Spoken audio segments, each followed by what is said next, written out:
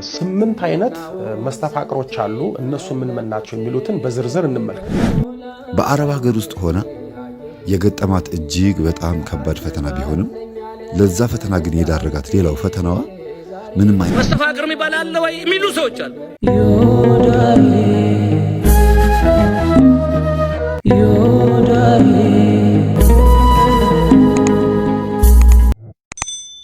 ስምንት አይነት መስተፋቅሮች አሉ እነሱ ምን ናቸው የሚሉትን በዝርዝር እንመልከት።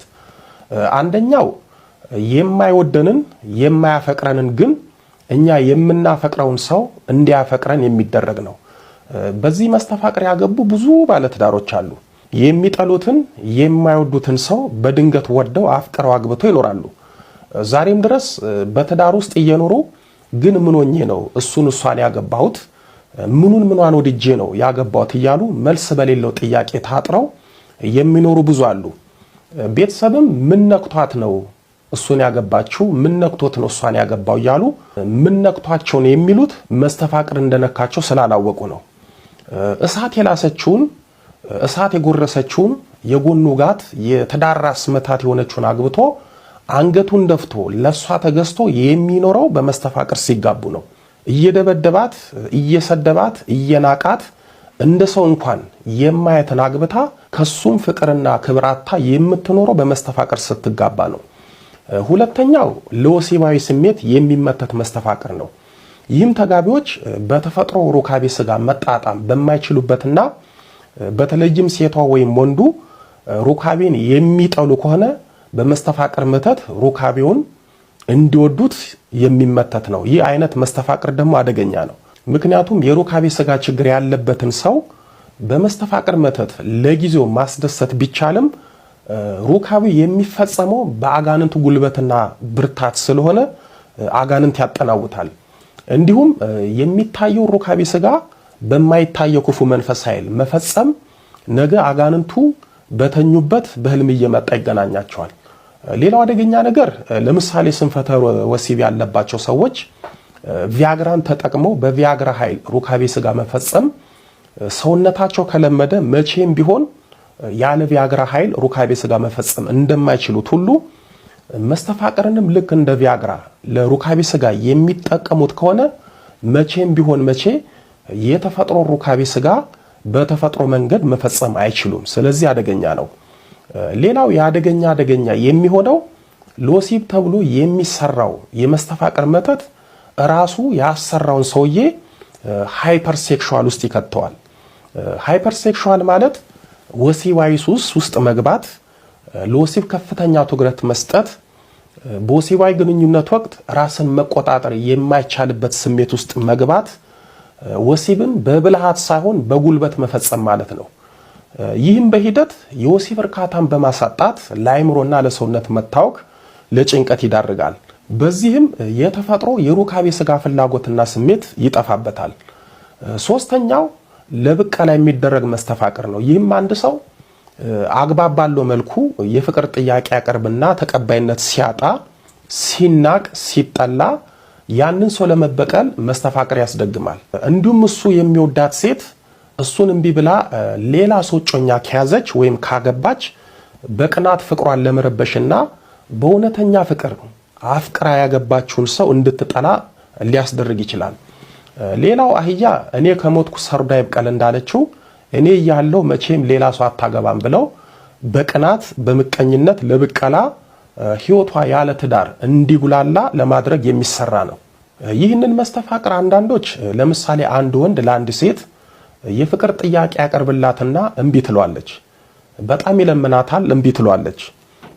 የራሱ እንድትሆን ብዙ መንገዶችን ሞክሮ አልሳካ ሲለው መስተፋቅር ያሰራባታል።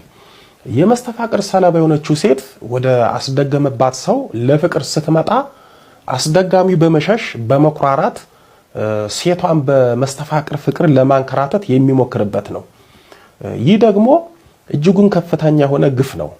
ይህን ሰርተን ግፉ ለጊዜው በእኛ ባይደርስ እንኳን እኛ የዘራነውን ግፍ ልጆቻችን ወደፊት መከራውን ያጭሉታል። ስለዚህ አንዳንዶች መስተፋቅርን ለመበቀል እጮኛሞችንና ባለትዳሮችን ለመለያየትና ፍቅር ለማሳጣት ይጠቀሙበታል። አራተኛው በታዋቂ ሰዎች በባለ ሀብቶችና በመልከኞች ላይ የሚሰራው መስተፋቅር ነው። ይህንን ዘርዘር አድርገን እንየው። በታዋቂ ሰዎች ላይ የሚሰራው መስተፋቅር ታዋቂ ሰዎቹ ወንድ ወይም ሴት ሊሆኑ ይችላሉ። እነሱም ዘፋኝ፣ ኳስ ተጫዋች፣ አርቲስት፣ ሯጭ ወዘተ ሊሆኑ ይችላሉ። እነዚህ ሰዎች በዝናቸው ብቻ የሚወዳቸው የሚያፈቅራቸው ሰው ለራሳቸው ለማድረግ ተዋውቀዋቸው ቀርበዋቸው በመስተፋቅር መተት የራሳቸው አድርገው ያገቧቸዋል። ባለሀብቶች ላይ የሚደረገው መስተፋቅር የሚሰራው በቀጥታ ሀብታቸው ላይ በማነጣጠር ነው። በገንዘብ ሀብታም የሆኑና እንዲሁም የሀብታም ቤተሰብ ልጆች የሆኑትም ለገንዘባቸው ብለው ቀርበዋቸው መስተፋቅር አሰርቶባቸው ያገቧቸዋል። በጣም የሚያሳዝነው ለገንዘብ ብለው በመስተፋቅር ስላገቧቸው የሚፈልጉትን ሀብት ሲያገኙ በሀብታቸው ላይ ባለመብት ከሆኑ በኋላ ወዳው ተፋተው ሀብት ንብረት ተካፍለው ዞር ይላሉ። ይህ በአሁን ሰዓት በጣም እየተለመደ የመጣ ጉዳይ ነው። ድል ባለ ሰርግ ተጋብተው በሰርጋቸው ሰውን አስደምመው ተጋብተው ወዲያው ተፋቱ፣ ንብረት ተካፈሉ የሚባለው አንድም የመስተፋቅር ትዳር ነው። በመልከኞች ላይ የሚሰራው መስተፋቅር ደግሞ መልከኞቹ ምናልባት መልከኛ ብቻ ሳይሆን ታዋቂ፣ ዝነኛ፣ ባለሀብት ወዘተ ሊሆኑ ይችላሉ። አሊያም መልከኞቹ መልከኛ ብቻ ይሆናሉ። እነዚህ ሰዎች ላይ የሚሰራው መስተፋቅር በመልካቸው፣ በውበታቸው፣ በቁመናቸው ሰዎች ተማርከው እነርሱ ግን የራሳቸው ለማድረግ ስለማይችሉ እነሱን ለራሳቸው ለማድረግ በመስተፋቅር ያገቧቸዋል። ስለዚህ መልከኞች ላይ የሚደረገው መስተፋቅር መልካቸው፣ ቁመናቸው፣ ተክለሰውነታቸው ላይ ያነጣጠረ ነው። አምስተኛው በእጮኛሞችና በባለትዳሮች ላይ የሚደረግ መስተፋቅር ነው። ይህ መስተፋቅር አንድ ሰው የአንድን ሰው እጮኛ ወይም የትዳር አጋርን ለመቀማት የሚጠቀምበት ነው። ለምሳሌ አንድ ወንድ የገዛ ጓደኛውን እጮኛ ወይም የገዛ ጓደኛውን የትዳር አጋር አሊያም አንዲት ሴት የጓደኛዋን እጮኛ ወይም የጓደኛዋን የትዳር አጋር ለመቀማትና ለራሳቸው ለማድረግ ይጠቀሙበታል። ብዙ ጊዜ ጓደኛሞች እጮኛና የትዳር አጋርን ሲቀማሙ እናያለን፣ እንሰማለን። ይህ የሚደረገው በመስተፋቅር ነው። የገዛ ጓደኛውን እጮኛና ባለ ትዳር አግብቶ የሚኖር አለ። ያገቡትም ሰዎች እረተው ቢባሉ ልክ እንዳልሆኑ እንደማያዋጣቸው እያወቁ ይገቡበታል። እንዲህ አይነት ነገር ሲያደርጉ የመስተፋቅር መተቱ ይሉንታ ቢስ ደንታ ቢስ ያደርጋቸዋል። በመስተፋቅር መተት ብዙ ሰዎች እጮኛሞችና ባለትዳሮችን ተነጣጥቀዋል። የገዛ ጓደኛዋ አብሮ አደግ ትዳሯን፣ ህይወቷን፣ ቤቷን አይታ በቅናት ተነሳስታ በመስተፋቅር መተት ባሏን የቀማች አለች። በገዛ ጓደኛዋ ሚስቱን የተቀማለ። ስድስተኛ ትዳር እንዳይዙ የሚደረግ መስተፋቅር ነው። ይህ መስተፋቅር ለምሳሌ አንድ ወንድ አንዲት ሴትን ይወዳትና በእውነተኛ ፍቅር የራሱ ማድረግ ሲያቅተው በተለይ ሴቷ ንቀው አልፈልግም ስትለው እንዲሁም በቅናትና በምቀኝነት ሌላ ወንድ እንዳታገባ መስተፋቅር ያሰራባታል። በዚህም መስተፋቅሩ መተት ስለሆነ ወንድ እንዳትቀርብ ብትቀርብም እንዳታገባ ያስራታል። ልብ ብላችሁ ካያችሁ አንድ ባል ሚስቱን ይፈታል። የፈታት ባል ሌላ ሚስት አግብቶ ይኖራል። ግን የፈታትን ሚስቱን ሌላ ሰው እንዲያገባት አይፈልግም። ይሄ የአብዛኞቹ ሚስቶቻቸውን የፈቱ የባሎች ጠባይ ነው። እነሱ ሌላ አግብተው ወልዶ ይኖራሉ። እሷ ግን በፍጹም ሌላ ባልና ሌላ ህይወት እንዲኖራት አይፈልጉም። በዚህ ጠባያቸው ሌላ ባል እንዳታገባ በመስተፋቅር መተት እንድትታሰር ያደርጓታል። ብዙ ሴቶች አግብተው ፈተው ሌላ ጥሩ ባል ሲመጣላቸው አላገባም ይላሉ። አንዳንዶቹ ከአንድም ሁለት ልጆች ከቀድሞ ባላቸው ወልደው ለትዳር ሲጠየቁ በወጣትነት እድሜያቸው አላገባም ይላሉ። እንደውም አሁን ሲንግል ማም የሚባል ፋሽን መጥቷል። ሲንግል ማም ነን የምትሉ ቆም ብላችሁ አስቡ። የትዳር ህይወትን በበደላችሁ በካዳችሁ ሰው ልክ የምታዩ እግዚአብሔር ለእናንተ ሌላ ህይወት የማይሰጣችሁ አድርጋችሁ እያሰባችሁ ሲንግል ማም ነኝ ብትሉ ሲንግል ሳትሆኑ ደብልና ደባል መሆናችሁን ወቁ። አይነጥለው ይዳበላችኋል፣ መስተፋቅሩ ይዳበላችኋል። ትዳር አስጠልቷችሁ ግን ከተለያዩ ሰዎች ጋር በዝሙት እየወደቃችሁ የዝሙት አጋንንት ይዳበላችኋል። ታዲያ እናንተ ሲንግል ማም ናችሁ ወይስ ደባል ናችሁ? አግብቶ ወልዶ ፈቶ ሌላ ባል ማግባት ፈተና ቢኖረውም እግዚአብሔር ለካሳ የሚያመጣላቸውን ባል አልፈልግም የሚሉት ልጆቻቸውን በነፃነት ለማሳደግ ቢመስላቸውም በቀድሞ ባላቸው ታስረው ነው። ሰባተኛው ዘማዊ እንድትሆን የሚያደርጋት መስተፋቅር ነው። ይህ መስተፋቅር አንድ ወንድ አንዲት ሴትን ለዕለት ለዝሙት ፈልጓት ከሆነ መስተፋቅር አሰርቶባት እሺ እንድትለው ያደርጋታል። ይህም ልጅቷ ላይ ያሰራው የመስተፋቅር አጋንንት የልጅቷ ልብ ውስጥ በመግባት ለዝሙት እሺ በማስባል ያነሳሳታል። የመስተፋቅር አጋንንት ሴትን እንዴት ለዝሙት እንደሚያነሳሳ ወደ መጨረሻ አካባቢ አንድ ሰው በአንዲት ልጅ ላይ መስተፋቅር አሰርቶ አጋንንቱ የልጅቷ ልብ ውስጥ ገብቶ እንዴት እሺ እንዳስባላትና ቅዱስ ባሲሎስ እንዴት እንደታደጋቸው እናያለን። ይህንን መስተፋቅር የሚያሰሩት ወንዶች ካገኙት ከተመኙት ከፈለጉት ሴቶች ጋራ ለመዘሙት ብቻ ነው የሚጠቀሙበት። ይህንን መስተፋቅር ሴቷ ካሰራች ከፈለገችው ወንድ ጋራ ምናልባት ባለትዳሮች ወይም ባለሀብቶች አሊያም ታዋቂ ሰዎች ሊሆኑ ይችላሉ። እነዚህን ሰዎች በዝሙት ለማጥመድ የምትጠቀምበት መስተፋቅር ነው። አጋንንቱ በቀጥታ ወደ ሰው ልብ ውስጥ በመግባት የዝሙት አጋንንት በመሆን የፍትወት ፍላጎትን በማነሳሳት ለዝሙት ይዳርጋል። ብዙ ሰዎች በዚህ መስተፋቅር የሚዋደዱ እጮኛሞችን ባለትዳሮችን በዝሙት ጥለዋል፣ ህይወታቸውን አበላሽተዋል። በነገራችን ላይ መስተፋቅርን ለዝሙት የሚጠቀሙ ሰዎች እነሱ ግንኙነት ያደረጓቸው ሰዎች ከነሱ ውጪ ሰው ያለ አይመስላቸውም። አንድ ቀን በመስተፋቅር አጋንንት ከተገናኟቸው ሌላውን ቀን ራሳቸው ለምነው ነው ግንኙነት እናድርግ የሚሉት። በፍቅራቸው በሩካቤ ስጋቸው ጨርቃቸውን ጥለው ነው የሚያብዱላቸው። ከነሱ ውጪ ሌላ ሰው መውደድና መላመድ አይችሉም። የሚያሳዝነው ደግሞ አብዛኞቹ መስተፋቅር የተደረገባቸው ሴቶች በፍጹም ትዳር አይዙም፣ መስተፋቅሩ ያስራቸዋል። ሌላው የዚህ መስተፋቅር ከሌሎቹ መስተፋቅር የሚለየውና አደገኛነቱ ሲገባ የዝሙት አጋንንት መሆኑ ነው። ይህ መስተፋቅር የዝሙት አጋንንት ሆኖ ከገባባቸው የተጠቁት ሰዎች ካገኙት ወንድ ጋራ ካገኙት ሴት ጋራ ይዘሙታሉ።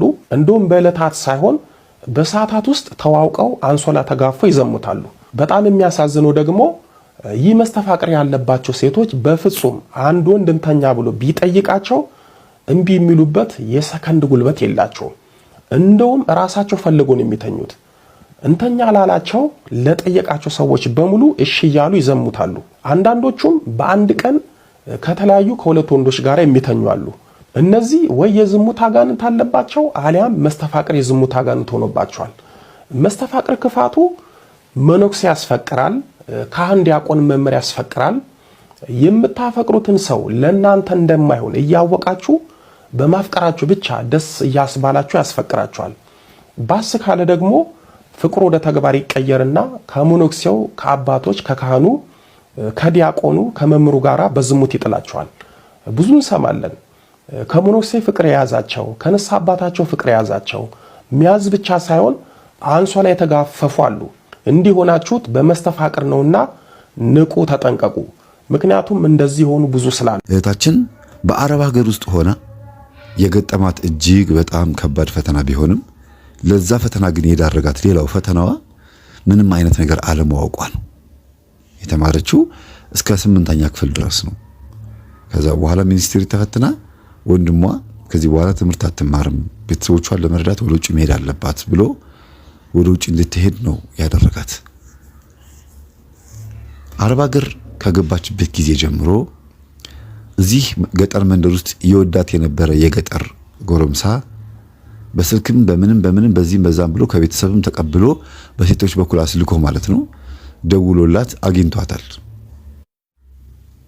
እንደሚወዳት ስትመጣ ሊያገባት እንደሚፈልግ ለብዙ ነገር እንደሚፈልጋት ቁም ነገር እንደሆነ እና ድንገት አምልጣው እንደሄደችና በጣም እንዳዘነ ራሱን ሊያጠፋ እንደሚፈልግ እንዲህ አይነት ነገሮችን በሚነግራት ሰዓት በጆሮ በኩል ፍቅር ያዛት ነው የሚባለው፣ የጆሮ ፍቅር። ከዛም አልፎ ተርፎ ደግሞ ይሄ ልጅቷ በንግግሯ እሱን እንደማትቀበለውና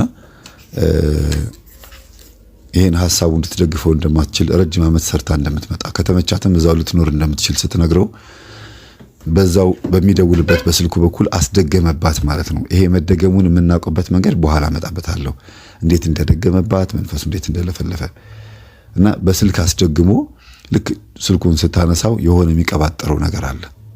ሄሎ ብላ ስታነሳ የሆነ ነገር ይለፈልፋል ነው የምትለው። እስካሁን ድረስ ምን እንደሆነ እንደሚለፈልፍ አላወቀችም። የሆኑ ቃላቶች የሚደረድረው ከዛ በኋላ ጆሮዬ ድፍን ይልብኝና ከዛ ክፍት ይላል። እንዴት ነሽ የኔ ውድ ሲላት እግዚአብሔር ይመስገን ደህና ነህ እንዴት ነህ ሰላም ነህ አለሁኝ ምናምን ብዬ በቃ ወዲያውኑ ከዛን ቀን ጀምሮ በፍቅር ቋንቋ ማውራት ጀመርኩ አለች። ያቺን ቀን አረሳትም ነው የምትለው። ምንድነው ጆሮዬን የዘጋው የሆነ ነገር መተው ዝግት አደረገኝ። ስለዚህ አይ በቃ እኔን የማትሰሚበት ጆሮ ወጥቶ እኔን የምትሰሚበት ጆሮ ስለተገጠመልሽ ነው ብሎ ሳቀ። ከዛ ይቺ ልጅ ይሁንልህ በቃ እሺ እንደፈለክ ስመጣ አንተን ነው ማገባው ትለዋለች። እና ስትመጪ ታዲያ እኔን የምታገቢ ከሆነ ከምትልኪው ገንዘብ ላይ በተቻለሽ መጠን ቆጣብ እያደረግሽ ለኑሯችን የሚሆን ገንዘብ አጠራቅሚ፣ ለቤተሰቦች ከምትልኪው ላይ ለራስሽ ማጠራቅሚ ይላታል። እሺ ትለዋለች። ምክንያቱም ቀጥታ እንድትልክ የተደረገው ለቤተሰብ ነው። የቤተሰብ አካውንት ነው የሚያውቀው። ራሷ አይደለችም። አረቧ ራሷ ነች ሴትየዋ ገንዘቡን ከቤተሰብ ጋር ተገናኝታ ገንዘቡን የምትቀበለውና የምታስገባላቸው። ስለዚህ ምንም እንትን የላትም፣ መብት የላትም በራሷ ንብረት ላይ በራሷ ገንዘብ ላይ። ትልቁ ሁለተኛ ፈተናዋ ደግሞ ይሄ ነው። ሶስተኛ ፈተናዋ ፍቅረኛዋ ነው። አሁን ያልኳችሁ ይሄ የሚወዳት የነበረው ነው። አንደኛ ፈተና ያልኳችሁ ምንም ሳታቅ ምንም አይነት ዕውቀት ሳይኖራት ከኢትዮጵያ መውጣቷ። ሁለተኛ ፈተናዋ አረቧ ገንዘቡን ለማን ነው የምትልከው? ለቤተሰብ። በገንዘቧ ላይ ምንም መብት የላትም። በጉልበቷ ላይ ራሱ መብት የላትም። ጉልበቷ እንደፈለጉ ነው የሚጫወቱባት፣ ዘመድ እየተቀባበሉ ማለት ነው። ሶስተኛ ደግሞ ይሄ መስተፋቅር የላከባት እና በጆሮ በኩል ፍቅር እንዲይዛት አድርጎ የሚለፈልፈውን ቃላት በጆሮ በኩል በስልክ። አሁን ብዙ ሰዎች በስልክ እንዴት እንደዚህ ይደረጋል ይላሉ። እስቲ ይሄንንም እንግዲህ ተቃውሙ። ደብተራን ሄዳችሁ ጠይቁት ልበላችሁ። መቼም ሄዳችሁ ደብተራን መጠየቅ አትችሉ። ራሱ ደብተራ ማን እንደሆነ እንኳን አታውቁትም። አስታውሳለሁ የመላከ መንክራት መርሃ ግብር ጊዜ አንድ ፕሮቴስታንት ጉባኤ ላይ መጥቶ ነበርና ለማየት ነው የመጣው እና በስልክ አጋንንት ሲያስወጡ አይቶ ምን አይነት ተረት ነው ብሎ ወደ ኋላ ሲመለስ አየሁት። መናፍቅ ነው አስቦ። ከዛ ይቅርታ ወንድሜ ምንድን ያልከው አልኩት። እያስተናገደ ነው። እኛ እዛ በእጅ ያስኩትን ስዕል አስቀምጬ አንዴ ጠብቁልኝ ብዬ ሰጠውና ወደዛ ወደ ከጉባኤ ወጣን። ምንድን ያልከው ስለው ምን አልኩኝ አለኝ። አይ ምን አይነት ተረት ነው ስትል ሰምቻለሁ መሰለኝ አልኩት። አዎ ይሄ ምንድነው እሱ በስልክ እንደዚህ ምናምን አለኝ። እኮ ምን ችግር አለው ጊዜው የሰጠን ዕቃ ነው እንጂ እግዚአብሔር ይሳነዋል እንዴ በዚህ ገመድ ውስጥ መግባት ስለው አለኝ። በዚህ ገመድ ውስጥ መግባት ይሳነዋል ወይ? ቶ ገመዱን እግዚአብሔር በአየር ላይ በንፋስ አንተ ቤት ሆነ እግዚአብሔር ወይ እህቴን አድንልኝ ብትል እህትህ አትድንም? ወንድምህ አይድንም? በአየር ላይ ነው እግዚአብሔር እየተገለበጠ ሄዶ እዛ የሚያድነው ወይስ በመንፈስ ቅዱስ ነው የሚረዳው? እሱ ጊዜ እሱማ ልክ ነህ በመንፈስ ቅዱስ። ታዲያ በስልኩ ምን ይሄን ያክል እግዚአብሔርን ያስገምተዋል እንዴ? በስልኩ ውስጥ አይሄድም አቅም የለውም ያስብለዋል ስለው አትቆጣ አለኝ። ከዛ ወንድሜ ያስቆጣኝ ምን እንደሆነ ታውቃለህ? መጽሐፍ ቅዱስን ባለማወቅ። እርግጠኛ ነኝ ሃይማኖት ሌላ ሃይማኖት ስለሆነ እኔ ፕሮቴስታንት ነኝ። ዛሬ ልይ ብዬ በመጣ ይሄንን አየሁኝ አለኝ። ኦኬ እሺ ዛሬ ልይ ብለህ የመጣ እስቲ ፕሮግራሙን ጨርሰውና ከዛ በኋላ ዲናታ እንገናኝ አልኩት። ደስ ይለኛል አለኝ። እንዳትሄድ በእግዚአብሔር ስም ይሻል ሰው ይሄ ጌታ ምስክሬ ነው አልሄድም አለኝ። እሺ በቃ አንተ የምታመልከው ጌታ የኔ ጌታ ይሁን አይሁን እርግጠኛ ባልሆንም እኔ የማመልከው ጌታ ናምኜ እጠብቅሃለሁ አልኩትና ፕሮግራም ካለቀ በኋላ በእርግጥም ጸበል መረጨት ላይ ጸበል በሚረጩበት ሰዓት ራቅ ብሎ ጥግ ይዞ ነበረ። የረር ስላሴ ነበረ እና ጥግ ይዞ እዛ ቢሮዎቹ አካባቢ ተቀምጦ ነበረ። ጸበል መረጨት ከጨረስን በኋላ ራሱ መጣና እያወራን እንሂድ መኪና ይዣለሁ አለኝ። ዋው መኪና ይዘህ ከመጣማ በጣም ደስ ይለኛል አልኩኝ። በመኪና አብረን መሄድ ጀመርን እና ንብረቶቼንም ጭኖልኝ አብረን እያወራን ስንሄድ ልጁ ማወቅ የፈለገው አንድ ነገር አለ። እሱ ምንድነው? እግዚአብሔር በዚህ ሽቦ ውስጥ ማለፍ ይሳነዋል ወይ ብዬ የተናገርኩት ቃላት ጭንቅላቱን ነክቶታል። በዚህ አጋጣሚ ስነግራችሁ ከወንድሞቼና ከእህቶቼ ጋር ስንነጋገር እነሱ የተሸነፉበትን የእግዚአብሔር ቃል እንጂ መነግራችሁ እኔ እንዲህ አልኩት ብዬ አይደለም። ብዙ ጊዜ አይምሯችሁ ወደ ሌላ አይገልበጥ አይዙር። በተለይ ለመንቀፍ የምታዳምጡ ወንድሞችና እህቶች አላችሁ። እንዲህ አልኩት ብዬ ስናገር የመጽሐፍ ቅዱስን ቃልና ጥቅስ አምጥቼ ነገርኩት ነው እንጂ እምላችሁ የራሴን ሐሳብ አላመጣም። ስለዚህ እንዲህ ብዬ ይሄንን ጥቅስ ነገርኩት በሚል ሰዓት የእግዚአብሔር ቃል እንዳሸነፈ የእግዚአብሔር ቃል እንደረታው ነው ልታስቡ የሚገባው እንጂ እኔ አይደለሁም ይሄንን ማረገው ነው። እና ይሄ ልጅ የጠየቀኝ የመጀመሪያው ጥያቄ እግዚአብሔር በሽቦ ውስጥ በስልኩ ሽቦ ውስጥ ማለፍ ያቅተዋል ወይ ብለህ ያልከኝ ነገር ትንሽ እንድንወያይ ረድቶኛል አለኝ። እሺ ጥሩ ነው፣ ሌላ ልጨምርልህ አልኩት። እሺ አለኝ። 100 አለቃውን በመጽሐፍ ቅዱስ ታስታውሰዋለህ አልኩት። አዎ። 100 አለቃው ለወታደሩ የጸለየለት? አዎ አለኝ። ማቴዎስ 8:8 ማለት ነው። ማቴዎስ ወንጌል ምዕራፍ 8 ቁጥር 8 ላይ አንድ 100 አለቃ ወደ ኢየሱስ ክርስቶስ መጥቶ እነሆ ባሪያዬ ታሞብኛል ወይም ወታደሬ ወይም ጭፍራዬ ታሞብኛልና አድንልኝ አለ። በሉቃስ ወንጌል ላይ በምዕራፍ 7 ቁጥር 2 ላይ ባሪያዬ ይለዋል። በዚህኛው በማቴዎስ ላይ ደግሞ ብላቴና ይለዋል። ዞሮ ዞሮ 100 አለቃ ጭፍራ ታሞበት ወደ ክርስቶስ መጠጋቱን ነው የሚያሳየውና እባክህ ጌታ ሆይ አድንልኝ ሲለው ጊዜ እሺ ቤት እመጣለሁ አለው ክርስቶስ። ቤት ልምጣ ሲለው ኦ ጌታ ሆይ ወደ እኔ ቤት ትገባ ዘንድ አይገባኝም፣ እኔ ኃጢአተኛና ክፉ ሰው ነኝ። እንዴት ከቤቴ ጣራ በታች ትገባ ዘንድ ይገባሃል? አንተ በፍጹም እኔ ክፉ ሰው ነኝ። እዚህ ሆነህ ቃል ብቻ ተናገር ባሪያ የሚፈወስልኛል አለው ይላል። አስተውሉ ቤተሰቦቼ፣ አንተ እዚህ ሆነህ ቃል ብቻ ተናገር ባሪያ ደግሞ ይፈወሳል። ይህ በጣም የሚደንቅ ቃል ነው። ስለዚህ ምን ትላለህ አልኩት ይሄንን ፕሮቴስታንት ወንድሜን። እኔ አንድ ነገር ልንገርህ አለኝ። ቃል ብቻ ተናገር ባሪያ የሚፈወሳል ሲል ክርስቶስ ያለው የት ነው? ያ ባሪያ የታመመው የት ነው? አንተ ልታደርግ የሚገባህን ነገር አድርግና ከዛ በኋላ እግዚአብሔር እንደሚፈውስና እንደማይፈውስ ታያለህ አልኩት። ልክ ነህ። በርግጥ እግዚአብሔር ቃል ይናገራል፣ ከዛኛ ደግሞ ባለንበት እንፈወሳለን። በወቅቱ ስልክ ቢኖር እስቲ ባሪያን አገኘው ብሎ ሊያናገረው ሊያገናኘው ይችል ነበር ብለን እንገምት። ስልክ ቢኖር በወቅቱ ጌታ ሆይ እባክህን አናግርልኝ ባሪያን ብሎ ይለዋል ብለን እንገምትና ሊሆን አይችልም። ክርስቶስ ሊያደርገው አይችልም። ቃል ብቻ ተናገርን ያለው። አሁን በስልክ ውስጥ እናትህ ውጭ ሀገር ሆና ወይም አንተ እዚህ ሆነ ልጄ ጸሎት አድርግልኝ እባክህን ብትልህ በስልክ ውስጥ ጸሎት ስልኩን ሳትዘጋው ጸሎት መጽሐፍ ከፍተህ መዝሙረ ዳዊት፣ እናንተ መቼም የራሳችሁ ጸሎት መጽሐፍ የላችሁም፣ መዝሙረ ዳዊት ከፍተህ እግዚአብሔር እረኛዬ ነው የሚያሳጣኝ የለም፣ በለመለመ መስክ ያሳድረኛል፣ በዕረፍቱ ዘንድ ይመራኛል፣ ነፍሴን መለሳት፣ ስለ ስሙ በጽድቅ መንገድ መራኝ እያልክ ስትሄድ ምን እያረክላት ነው ለእናትህ አልኩት። እየጸለይኩላት። በስልክ ውስጥ ምንህ ነው የሚያልፈው አልኩት። ቃሌን የሚያልፈው አለኝ።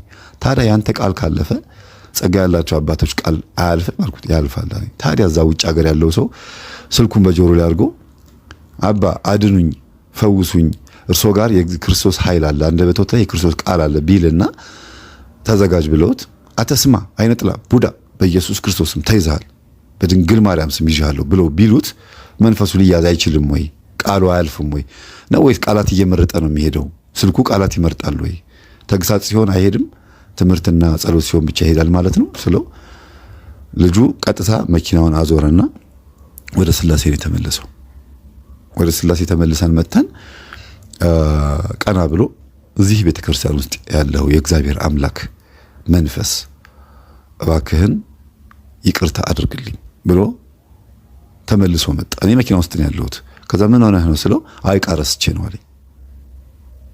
እና ቆይቶ ነው ከሳምንት በኋላ ነው ደውሎ የተናገረው። ለምን እናቱ ሁል ጊዜ የሚናገሩትን ነገር ነው ሳላስበው በእንትን የነገርኩት። እናቱ ያሉት ገጠር ነው፣ እኔ ውጭ ሀገር ነው ያልኩት አጋጣሚ። እና እኔ እንደ ምሳሌ አድርጌ ነው የተናገርኩት። ገጠር ነው ያሉት እና ደውለው ምን ይሉታል፣ ልጄ እባክህን ወደ እግዚአብሔር ተመለስ፣ ይሄ ነገር አይጠቅምህም እያሉ አንድ ቀን ግን ትመለሳለህ፣ የሆነ ቃል ጆሮ ውስጥ ይገባል ይሉታል። እሳቸው ገጠር ነው ያሉት እና ፕሮቴስታንት እንደሆነ ያውቃሉ፣ ጴንጤ እንደሆነ ያውቃሉ። አንተ ቤተሰብህ እኮ በሙሉ የቄስ ዘር ነው፣ ቤተሰብ በሙሉ እኮ እንደዚህ ነው፣ እንዴት እንደዚህ ታደርጋለህ እያሉ ይወቅሱታል። እና ማዬ የቄስ ዘር ማለት ታመሽ በነበርሽበት ሰዓት እንደዚህ ያረገ እየመጣ የሚያበላሽ የሚያጠጣሽ የነበረው ነው ይላል። አጋጣሚ ሆኖ የቄስ ዘር የሚሉት እንግዲህ የተቀላቀላለ ደብተራም አለ ቄስም አለ እና ግራ ገብቶታል። በዚህም የተነሳ ብዙ ጊዜ የቄስ ቤተሰቦች የቄስ ዘሮች ናቸው ተብሎ የሚታሰቡ ሰዎች ለሃይማኖት ግድ የለሾች ናቸው፣ አያከብሩም። ለምን ንስሐ አባትም ሆነ ካህን ወይም መነኩሴም በቅርበት ሁሉንም ያገኟቸው ስለነበረ ከመላመድ ከመሳፈጥ ከምናምን ከተለያዩ ነገሮች አንፃር ሃይማኖታዊ ስርዓቱንና አገልጋዮቹን መለየት ይከብዳቸውና ሃይማኖቱን ትተውት ይወጣሉ። እና እናቱ ሁልጊዜ በጆሮ ምን ይሉት ነበረ? ልጄ አንድ ቀን ወደ ውስጥህ የእግዚአብሔር ኃይል የሆነ ቃል ወደ ውስጥህ ይገባል ትመለሳለህ ይሉት ነበር። ተከራክረን እኔና እሱ ያረታሁት የሚገርማችሁ ይህ የተነጋገርናት መኪና ውስጥ ያወራናት ነገር በሙሉ እሱን ገዝተዋለች። ከዚህ በፊት ምንም ያወራነው ነገር የለም፣ እኔና እሱ አንተዋወቅም። ከዚህ በኋላ ግን ስልክ ተለዋውጠን በመጽሐፍ ቅዱስ ጥቅስ ውስጥ ተከራከርን። ግን ክርክሩ ጠብ ያለ ነገር የለም። በጣም የሚገርመኝ ነገር ብዙ ጊዜ ፕሮቴስታንቶች በመጽሐፍ ቅዱስ ጥቅስ ክርክር ልባቸውን አደንድነውታል። እውነትና ሕይወት መንገድ የሆነውን ክርስቶስን በተሳሳተ መንገድ እንደተረዱት እየተነገራቸው እውነትን እያወቁ ውስጡ ያለውን እያወቁ ስለሚቀበሉት ፈንድና ስለሚኖሩት ኑሮ ወይም ደግሞ ቤተክርስቲያኑን ስለሚመለከቱት የአገልጋዮች ስህተት ሲሉ ብቻ ወይም ስለ አንዳንድ የቃላት አረዳዱን አለማወቅ የተነሳ ሃይማኖትን ስተው ተከራክረው በዛው ጸንተው ይቀራሉ። ግን ይሄ ልጅ ሁልጊዜ በአይምሮ የሚመላለስበት በመኪና ውስጥ ያወራናት ያቺ የመቶ አለቃው ቃላት ነች። ስለዚህ በስልክ አጋንንት ይያዛል አይያዝም የሚለውን ነገር አምኖ መምህር በስልክ ውስጥ ያደረጉትን ነገር እንዲቀበል ምክንያት ሆኖት ቪሲዲያቸው ማየት ጀመረ። እኔ ይሄን ልጅ ያገኘሁት የሚገርማችሁ ከዓመት በኋላ ነው። ተቀይሮ መስገድ ጀምሮ በጣም በሚገርም ሁኔታ ደግሞ ለመለወጥ ነው የመጣው። ለማየት በቃ እስቲ ልሂድና እስቲ ኦርቶዶክስ ምን ትመስላለች ብሎ የመጣው ጸበል ቦታ ላይ ነው። ምክንያቱም ቅዳሴውን አውቀዋለሁ ይላል፣ ኮርሱን አውቀዋለሁ፣ ካህናትን አውቃቸዋለሁ እና ፈውስ ስርዓቱን ልየው ብሎ ነው የመጣው። ጸበል ቦታ ምንድነው የሚደረገው ያለውን ነገር ብሎ መጣ። እግዚአብሔርን በዛ በኩል አገኘው። እንዴት ብትሉ ልባቸውን ያደነደነውን በጥቅስ ማስተካከል አይቻልም። ልባቸውን ያደነደነው መንፈስ የሚገኘው ወይም የሚያዘው በጸበል ኃይልና መንፈሱ ሲያዝ ሲገራ ነው። ሌላ ምንም መንገድ የለውም። የፈለጋችሁትን ብትሉ ከዚህ ሐሳብ ማንም ሰው ሊያንሸራትተኝ አይችልም። ለምን ብትሉ አይቻቸዋለሁ። ወደ 700 ምናምን ፕሮቴስታንቶች እንዲጠመቁልኝ ምክንያት የሆነው ጸበል ቦታና ስለ መናፍስት ስላወቁ ብቻ ነው። እስቲ የትኛው ሰባኪ የትኛው አገልጋይ በጥቅስ ተከራክሮ አሸንፏል? በወንድምነት ፍቅርና በተለያዩ ነገር ይዞት ካልሆነ በስተቀር ናስቲ ወንድሜ ና እንሂድ እንጸልይ ምናምን ብሎ ሰባኪው በወንድምነት ይዞት ካልሆነ በስተቀር በፍጹም በጥቅስ ክርክር አታሸንፏቸውም። ለምን? ግትር የሚያረጋቸው አሸናፊዎች ሆነው እኮ አይደለም፣ ግትር የሚያረጋቸው ኃይል በውስጥ ስላለ ነው። ድርቅ እኔ ያመንኩት ትክክል ነው ብሎ ስለሚያስቡ ያ መንፈስ ድንጋይ ስለሚያረጋቸው ነው ልባቸው ውስጥ ገብቶ ይሄ ነው ትክክል ብሎ እንዲያምኑ ያረጋቸው። የተሳሳተ ቃላት እያሳያችኋቸው የራሳቸው መጽሐፍ ቅዱስ ውስጥ የተሳሳተ ቃላት አለ። ይሄ ነገር ተሳስተሃል ይኸውልህ እንዲህ ይላል እኮ ያልከው ሁልጊዜ በዚህ ማሳያ ምክንያት ምልክት የሚሆነው ትዝታው ሳሙኤል ነው። ዘማሪ እንኳን አይደለውም፣ ዲያቆንም አይደለውም። ትዝታው ሳሙኤል ማሳያ ምልክቱ ምንም አይነት ነገር ላስተምር ብሎ ሞባይሉንም ከፍቶ ካሜራ ፊት ቀርቦ ዩቲዩብ ይልቀቅ ምንም አይነት ነገር ከስድብ በስተቀር ሌላ የሚናገረው ነገር የለም። ምንም አይነት ቃላት ላስተምር ብሎ ሲነሳ ኦርቶዶክስን ዲፔንድ አድርጎ ነው የሚነሳው። የህይወት ቃል እንኳን አስተምሮ አያውቅም። አንድ ቀን ሁልጊዜ ኦርቶዶክስን ምክንያት አድርጎ ነው የሚመጣው። ለምን? የተልእኮ ነገር ስላለው ነው። ከዚህ በፊት አስተምሬያለሁ። ለዘማሪ ነኝ ለሚለው ለትዝታው የተሰጠ መልስ ብዬ ለቀኩት ትምህርት አለ 1 ሰዓት ከምናምን የሚፈጅ በጣም ረጅም ሰዓት ቅዱስ ሚካኤልን በመሳደቡ ወይም ደግሞ የመላእክት አለቃ ቅዱስ ሚካኤል ብቻ ሳይሆን መላእክትን ራሱ በሙሉ በመሳደቡ በቂ መልስ ሰጥቼዋለሁ። ግን ከሱ ይልቅ የሱን ትምህርትና የሱን መንገድ ተከትሎ የነበሩ ሰዎች ደውለው ነው ይህ ነገር እሱ አዳምጡታል ወይ እንዲያዳምጠው ብታረጉስ ብሎ የነገሩኝ። አያዳምጠውም። ቢያዳምጠውም ልባቸው ድንጋይ ሆኗል። ወደ ዋና ታሪክ እንመለስ። በጣም ይቅርታ ይደረግልኝ። ይሄንን ያመጣሁት ከዚህ ጋር የተገናኘ ስላለው ነው። ከገጠመኞች ጋር አረብ ሀገር የነበረችው ልጅ በስልክ አጋንንት ከገባባት ጊዜ ጀምሮ የመስተፋቅር መንፈስ ከገባባት ጊዜ ጀምሮ ይህን ልጅ በልቧ እያሰበች ነው ህይወቷን የፈጀችው እና ማንንም ሰው አትጠብቅም። ይህን ልጅ ነው የምትጠብቀው። እሱም አንቺን ነው የምጠብቅሽ ነው የሚላት። በመሀል እረፍት ፍለጋ 2 ዓመት ቆይታ እየመጣች አግኝተዋለች። ስታገኘው ድንግልናዋን አስረክባን የተመለሰችው። ከዛ እንደገና 2 ዓመት ጠብቃ ስትመጣ ለ1 ወር ለምናምን ያክል ቆይታ ስትመለስ አሁንም ከሱ ጋር ነው ቆይታ የተመለሰችው። ወንድሟ በዚህ ቢበሳጭም ግን በፍጹም ተመልሳ እንደገና መሄድ እንዳለባት እየነገራት ስለሆነ አላረገዘችምም፣ ምንም አልተፈጠረም። ግን ከዚሁ ልጅ ጋር ነው ቆይታ የተመለሰችው። የበለጠ መንፈስን ለጥፎባት ነው የተሸኘችው። በሄደች በ2 ወሯ ተመለሰች። 2 ወር ቆይታ ተመልሳ እንደገና ወደ ኢትዮጵያ መጣች እና ከዚሁ ልጅ ጋር ነው እንትን ያለችው የተገናኘችው። ቤተሰብ ግን አያውቅም እንደገና መምጣቷን በሆነ ምክንያት እና አረቧ ለወንድም ለቤተሰብ መደወል ፈልጋ ስልክ ቁጥር ብትፈልግ ምን ብትል አድራሻ አጣች። አካውንት ብቻ ነው ያገኘችው። በዛ አካውንት ብቻ ነበር የምታስገባው ይመስለኛል። በምን ምክንያት እንደሆነ አይታወቅም። አድራሻዋን ሙሉ በሙሉ አጥፍታለች ከስልኳ ላይ፣ ከሴትዮዋ ስልክ ላይ ልጅቷ አጥፍታለች። እኔ ግን እንዴት እንዳጠፋው አላውቅም ነው የምትለው። በኋላ ነው መንፈሱ እኔ ነኝ ያጠፋሁት ይሄን አድራሻ ከሴትዮዋ ስልክ ላይ የሰረስኩት ራሴ ነኝ፣ ድጋሚ ወደዛ ቦታ እንድትመለስ ስላልተፈለገና ኢትዮጵያ እንደመጣች የት ሀገር እንደሆነች እንዲታወቅም ስላልፈለኩኝ ነው ብሎ ልጅቷን ሊያገባት ሽርጉድ ይላል። ከዛ ሰፈር ጠፍቷል። ሌላ ከተማና ሌላ ሀገር ነው ይዟት የሄደው። ኢትዮጵያ መምጣቷን ቤተሰብ አያውቅም። አረብ ሀገር ውስጥ የጠፋች ነው የመሰለቻቸው። ከዛ አየር መንገድ ሄዶ ሲያመለክቱ ልጅቷ መታለች። በሆነ መንገድ ልጅቷ ኢትዮጵያ እንደገባች ታውቋል እና ይሄን ግን እሷ አታውቅም።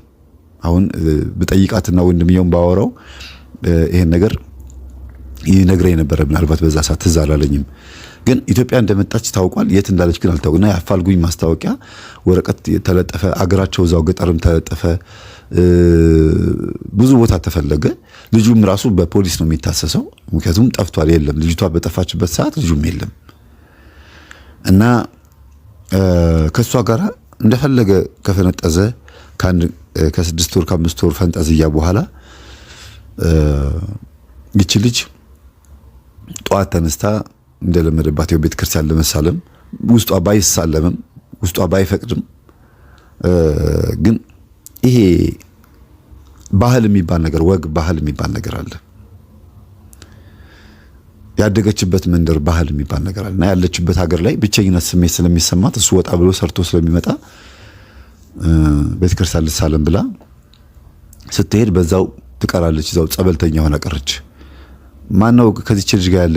እስቲ ባካችሁን ልጅቷ በጣም ከአቅሟ በላይ የሆነ መንፈስ ተጠናውቷታል እና ባካችሁን እስቲ አግዟት፣ እርዷት ተብሎ እጇም እግሯም በጧፍ ታስሮ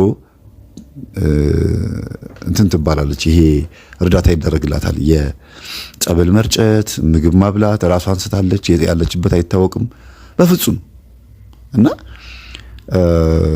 ያ ልጅ መስተፋቅር ያደረገባት ልጅ ወደ ቤት ሲመጣ ምንም ያገኘው ነገር የለም። ያው ሲፈልጋት ነው የኖረው ማለት ነው። ከዚህ በኋላ ልጅ ጸበልተኛ ሆነች። ለምን እዛ እንደመጣች የምታውቀው ነገር የለም። እንዴት እዛ እንደመጣች የምታውቀው ነገር የለም። እና ከ15 ቀን የጸበል ማጥመቅ ስርዓት በኋላ ወደ አይምሮዋ ተመልሳ ራሷን በሰንሰለት ታስራ በጧፍ ታስራ ታገኘዋለች። ከዛ ደንግጣ እንዴ ምንድነው እሱ ትላለች። እንዴት ይሏታል። ለምንድነው እዚህ የመጣሁት? ወይኔ ወደ አይምሮዋ ተመለሰች። ኑ ሰብሰብ በሉ በእናታችሁ ኑ ጸሎት እናርግላት። ወደ አይምሮዋ ተመለሰች ማለት ሲሉ ጊዜ የት ነው ያለሁት አለች። ያለሽው እዚህ ሀገር ነው፣ እንዲህ አይነት ጸበል ቦታ ላይ ነው እና የዛሬ 15 ቀን ልትሳለም ይመጣሽ። ከዛ ጸበል ሲንረጭ አብረሽ ተረጨሽ። በዛው እየተንከባለልሽ መጣሽ። ቤተሰቦችሽም አልመጡም። ማን እንዳመጣሽ ማናቅም፣ የማን ልጅ እንደሆንሽ ማናቅምና እኛ ጋር ተጠግተሽ እዚሁ እያጠመቅንሽ ያለ ነው። ያለሁት እዚህ ሀገር ነው። አዎ እንዴ እንዴት መጣሁኝ እዚህ? ምንም የምናውቀው ነገር የለም፣ ግን ማስታወሻዎችን ይዘናል። አንቺን ያመጣሽ ማን እንደሆነ ከመንፈሱ የተረዳነው ነገር አለ። ስሙ እገሌ የሚባል ስሙን በጠቅሰው ጥሩ ነበር። አጋጣሚ ሆኖ ንስሐ ከገባ እንደው እንደ ውርደት እንዳይሆንበት እንጂ ታዋቂ ነው፣ በዛ በሀገሩ የታወቀ ሰው ነው። ድንገት ለምን ስሜ ተጠቀሰ ብሎ ከንስሐ ህይወት እንዳይሸሽ ብዬ ስል ብቻ ስሙን ተወዋለሁ። ነገ ንስሐ ከገባ ስሙ እገሌ የሚባል አረብ ሀገር ትሰሪ ነበር አሏት። አዎ ከዛ ሀገር ጎትቶ ያመጣሽ በመንፈስ ጎትቶ ያመጣሽ እሱ ነው። በስልክ መስተፋቅር አስገብቶብሽ እንድትወጁና እንድታፈቅሩ ያደረገ እሱ ነው ብለው እኔ ለእናንተ የነገርኳችሁ ነገር በሙሉ ነገሯት፣ ማስረዘም እንዳይሆንብኝና ከዛም ባለፈ ደግሞ አሁንም ወደዚህ ሀገር አምጥቶ ያው 6 ወር ሆኖሻል እዚህ ሀገር ከመጣሽ ቤተሰቦችሽም ራሱ የት እንዳለሽ ለማወቅ እያሰሱሽ እየፈለጉሽ ነው ስትባል አለቀሰች። በጣም ደነገጠች። ሰውነቷ በ15 ቀን ውስጥ እልቅ ነው ያለው። በጣም ወፍራምና ድንቡሽቡሽ ያለች ልጅ ነበረች። እንደማየው ከሆነ ፎቶዋን ከመሄዷ በፊት የተነሳቻቸው ፎቶዎች አሉ። የዚህን ያክል ነበርኩኝ ብላ ስታሳየኝ ከዛ ጸበል ቦታ ላይ ፎቶ አንስተዋት ሞባይሏንም አስረከቧት። የሚገርማችሁ ነገር ሞባይል አስረከቧት። ንብረቷን ገንዘብ ሳንቲም የሚይዛ ነበር፣ ያንን አስረከቧት። በጣም ከሚገባችሁ በላይ ፍቅር አደረባት እዛ ቦታ ላይ። እንዲያውም አልወጣም እዚህ ነው መቀመጠው ብላ 1 ወር ያክል ተቀምጣ ከ1 ወር በኋላ ነው እንግዲህ ያበጠው ይፈንዳ ይለይላቸው ኢትዮጵያ መታለች ተብሎ ከተነገራቸው በኋላ ወደ ቤተሰቦቼ ብሄድ ምንም የሚመጣ ነገር ስለማይኖር ደግሞ እንደገና ወደ አረብ ሀገር ስለሚመልሱኝ መመለሴ ካልቀረ በደንብ ሱባኤ ይዤ ጸልዬ መለስ ብላ ይቺ ልጅ ጸልያ ልትመለስ ትፈልጋለች። የዛሬ 8 ዓመት አስተውሉ ቤተሰቦቼ። ይሄ ሁሉ የሆነው ለ13 ዓመት ያክል ከሆነ እዛ ሀገር ሄዳ ገረድ የሆነችው በሁለት ዓመት ነው የመጣችው። የዛሬ 8 ዓመት 7 ዓመት አካባቢ የተፈጸመ ታሪክ ነው የምነግራችሁ። ከዛ 1 ወር ሙሉ ጸበል ቆይታ ወደ ቤተሰቦቿ ለመውጣት ስትሄድ ገንዘብ አዋጡላትና ተመልሼ ወደ አረብ ሀገር መሄድ ከሆንኩኝ ገንዘብ እልክላችኋለሁ፣ በከፊል ገንዘቤን ለእናንተ ነው የምልከው፣ እናንተ ይሄን ገዳም እና እናንተ ጸበልተኞች የምትረዱበት ገንዘብ ነው የምልከው ብላ በወኔ ነው ሄደችው። ይሄ አላረት ስሜቷ ሲነካ አታውቅም እንዲህ ያለ ነገር። ጸበል ቦታ አታውቅ፣ ኢትዮጵያን አታውቅ፣ ስለ መናፍስት ሴራ አታውቅ፣ ምንም የምታውቀው ነገር የለም። የሚገርማችሁ እና እዛ 1 ወር ሙሉ በመቀመጧ በጣም የሚገርም ነገር ነው የገጠማት፣ የሚገርም ነገር ነው የሰማችሁ። በዚህ አጋጣሚ ይህንን ታሪክ እንዳቀርበው ወደ እኔ መጣ እንጂ ታሪኩ እኔ ምንም ያደረኩት አስተዋጽኦ የለም እዚህ ውስጥ። እንድትሰሙትና እግዚአብሔር የሰራውን ተአምር እንድታውቁ ነው። ከዛ ይቺ ልጅ ወደ ቤተሰቦቿ ስትመለስ ደንግጠው ያለችበት ሁኔታ አይተው ምንድነው ምን ሆነሽ ነው አሏት። የገጠማትን ነገር በሙሉ ነገረቻቸው፣ ያለውን ነገር በሙሉ ነገረቻቸው። ወንድሟ ከከተማ ወደ ገጠር ሄደ፣ ካለበት ሀገር ወደ ገጠር ሄዶ ልጅቷን አገኛት። ያለችበት ሁኔታ ናና ተብሎ ሲያያት በጣም አዘነ፣ አለቀሰ እና ልክ እንደ ፍቅረኛ ነው በቃ አገላብጦ የሳማት። በቃ አይዞሽ የኔ እህት አይዞሽ፣ አሁን ድጋሚ መመለስ ትፈልጊያለሽ ወይስ መማር ትፈልጊያለሽ? ያንቺ ምርጫ ለመጠበቀው አላት። ድጋሚ ልሂድና እባክህን ለቤተሰብ ገንዘብ ይላክ እያልኩኝ ምልካውን ገንዘብ ለ1 ዓመት ያክል እኔ ለነበርኩበት ገዳም እንዲላክ ፈልጋለሁ ስትለው ጊዜ እንደዛ እፈቅድልሻለሁ፣ ግን ግማሹ ይሻልሻል። ለምን መሰለሽ? ትጎጃለሽ። እንዳለ ገንዘቡን ለገዳም ከላክሽ ትጎጃለሽ። ቢያንስ ለግማሹን ላንቺ ይሻላል እና ሰስቼም አይደለም እንደፈለግሽ ማድረግ ትችያለሽ። በአንቺ ገንዘብ ላይ ማዘዝ ካሁን በኋላ አልፈልግም። እኔ ውጭ ሀገር ሆነሽ ገንዘብ ስትልኪ ታሳዝኛለሽ። እኔ የራሴ የምተዳደርበት ገንዘብ አለኝ። ጉልበትሽ ተበዝብዞ እዚህ ሀገር መተሽ ገንዘቡን ምን አደረጋችሁት ብለሽ ስትጠይቂ ምን እንዳደረጉት ሳስበው ይገርመኛል። ምንም እዚህ ግባ የሚል ነገር አላደረጉበትም። የቤት ጣራ እንኳን አልተቀየረበትም፣ አጥር አልታጠረበት። ግን ገንዘቡ ምን ውስጥ እንደገባ አይታወቅም እና ጉልበትሽ አሳዘነኝ። በዚህ 4 ዓመትና 5 ዓመት ውስጥ ጉልበትሽ እንዴት እንደባከነና እድሜሽ እንዴት እንደሄደ እንዴት እንደባከንሽ ሳስበው በእርግጥ ግማሹን ገንዘብ አካውንት ከፍቼልሽ ባስቀምጥ ደስ ይለኛል።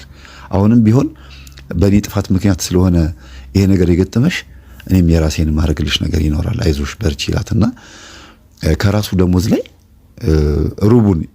እሷ ትልከው የነበረውን ገንዘብ ሩቡን ማስገባት ጀመረ ከ1 ወር ደሞዙ ላይ። በጣም ጸጽቶት ማለት ነው። ወንድም ማለት እንደዚህ ነው። በጣም ደስ ይላል።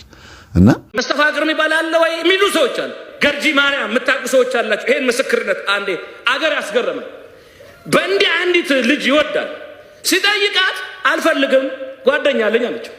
እምቢ ከተባለ ሰው ልጅ መሄድ ነው ያለበት። የግድ እኔ ካላልኩ ብሎ እኔ ያልኩት ካልሆነ ማለት ግትርነት ልክ አይደለም። ያማል በርግጥ ምንም ማድረግ አይቻልም። ግን ያው ምንም ማድረግ አይቻልም አለ እንደ ደረሰበት ጓደኛ አለኝ አለችው ነው አለና እምቢ ብሎ ጠንቋይ ጋር ሄደ። ይሄን እንዲያርገ አለ። ሄደ። ሰይጣናዊ ስሞችን ጠርቶ ሰጠው። በሰይጣናዊ ስም ሄደው አገኛት። በሰይጣናዊ ስም ሲነካት እሷም ከእግዚአብሔር የራቀች ክርስቲያን መሳይ ነች። እዛ ጋ ያለው ጋኔን እዚህ ጋ ያለውን ጋኔን አዘው። ይሄ ነው ምስጢሩ። ሄደች፣ አገባቸው። ቤተሰብ ተይያላት። መጀመሪያ ልጅ ወለዱ። ሲወልዱ ግንባሩ ከጉልበቱ ይጣበቅልሽ። ሰይጣን ጥሩ ነገር አይሰጥም። ሰይጣን ያመጣትን ሴት እንዴት አጥፎተኛል ሰው እንዴት ነው ጋኔን እየነዳ ያመጣትን መንፈስ ቅዱስ ሳይሆን በመናፍስቱ ዓለም ምሪት ተመርታ ያመጣችውን ሴት አካሌ ብሎ እንዴት ሰው አቅፎ ይተኛል? አጋንንት እኔ ውስጥ ያለው አጋንንት ያንን አቅፎ ነው ይተኛል። ሁለተኛ ልጅ ወለዱ። ሁለተኛው ልጅ ደግሞ ፈጽሞ ግንባር ብቻ አይነለም። ኋላ ስለ መናፍስት ዓለም ድብቅ ምስጢር እስከ ክፍል 14 አስተምር ነበር። እዛ መጣ። ማርያም ቀን ነው ጠዋት ከቅዳሴ በኋላ እሁድ ትዝ ይለኛል። በእውነት ኮሌጅ ውስጥ ልመረቅ የ5ኛ ዓመት ተማሪ ነበርኩ። ልክ ወጣሁ ላስተምር ያን ስወጣ ቆሞ ሊሄድ ነበረ። ማንም እንዳይንቀሳቀስ አልኩኝ። አስተምሬ ስጨርስ ለካ ስለሱ የተናገረው እግዚአብሔር መጣና የኔ ህይወት አሁን የተናገርከው ነው። ምንድነው ማደርገው አለ። እስቲ ልጅህና አልኩት። አትመጣም። እሺ ብላ ታፍራለች። ውሰደኝ አልኩት። አባቶችን ልጅ አየን። እውነት ነው። ከዛ እንደገና ምን ሆነ? እሷም እሱም መተው ንስሐ ገብተው 14 ቀን አባቶች እየጸለዩ ውዳሴ ማርያም እየደገሙ እሷም ውስጥ እሱም ውስጥ ያለውን በድርሳነ ሚካኤል ያንን ጋኔን ከውስጣቸው አትንነው እየጮሁ ካስወጡት በኋላ ንስሐቸውን ጨርሰው ስጋው ደግሞ ተቀበሉ። 3ኛ ልጅ ሲወልዱ ጤናማ ልጅ ወለዱ። 4ኛ ልጅ ጤናማ ልጅ። ለምሳሌ እህል 100 ኪሎ ጤፍ ይገዛሉ አገር ቤት። 100 ኪሎ ጤፉን ከገዙ በኋላ ወዲያው እንደተገዛ ወር ሳይበሉት በ15 ቀን ጤፉ ተሰልቦ የሚያልቅበት የስልብና መንፈስ አለ። ይሄ ማለት ምንድነው? ጠንቋይ ጋር ሄዳሉ። ጠንቋዩ ደግሞበት የሰይጣንን ስም ይጠራና እንዲህ አድርግ ይላቸዋል። ከጤፉም ከመኮሮኒውም ከምስሩም ናሙና ያስቀምጣሉ። የሰይጣን የጠንቋዩ ስም ሲጠራበት ሰይጣን ይሄድና ከዛ ቤት እየሰለበ ያመጣል። ለዛ ነው እናቶቻችን ዱቄቱን ሲያቦኩ ምን ብለው ያቦካሉ? በእግዚአብሔር ስም እየጠሩ ነው የሚያቦኩት። እኛ እኮ እንጀራ እንኳን ስንበላ ማን አብሮን እንደሚሰልበውና እንደሚበላ አናውቅም። ዝም ብሎ ሲቀር እንሰፍርበታለን። አንጸልይ። ከማንም ጋር ብትሆኑ ሳትባርኩ አትብሉ። እስቲ እንደው ምን ትሆናላችሁ? እንደው ምን እንሆናለን? አሁን የትኛው ክብራችን እንዳይዋረድ ነው? ካፌ ገብተን ሆቴል ገብተን በመናምነው ስም በስመ አብ ወልድ መንፈስ ቅዱስ አሐዱ አምላክ አባታችን ሆይ ብለን ስሙን ጠርተን በእግዚአብሔር ስም ባርከን ብንበላ ወንድ ነው የሚሆነው። ባክቴሪያ ያለው ውሃ ባክቴሪያው ይጠፋል። መርዝ እንኳን ቢሆን ይጠፋል። ስሙን ስንጠራው ከስም ሁሉ በላይ የሆነ ስም ስለሆነ እኛ የእግዚአብሔርን ስም እንደ ቀላል እንዳታው። ክር አንገት ላይ ማሰር ጌጥ አይደለም። መስቀል ስዕል ቤታችን ውስጥ ማስቀመጥ ጌጥ አይደለም። አጋንንትን የእግዚአብሔር ስም ያለበትን ሁሉ አጋንንት ስለሚፈሩት ከእግዚአብሔር ጋር መነጋገር ስትጀምር ሁሉንም ትረሳዋለህ። የሚያስጨንቅህን ትረሳዋለህ። ክፋቱን ትረሳዋለህ።